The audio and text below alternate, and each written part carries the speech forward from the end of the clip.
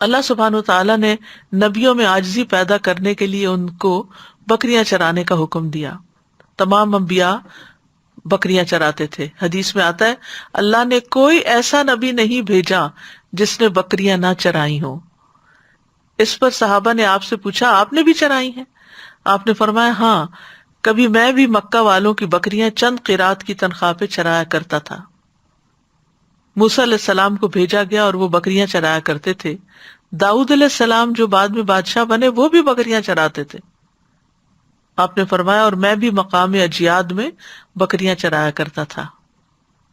اسی طرح تمام لوگوں کو یہ حکم دیا گیا ہے کہ عاجزی اختیار کرے، یہاں تک کہ کوئی کسی پر فخر نہ کرے اور نہ ہی کوئی کسی پر زیادتی کرے. یہ صحیح مسلم کی حدیث ہے.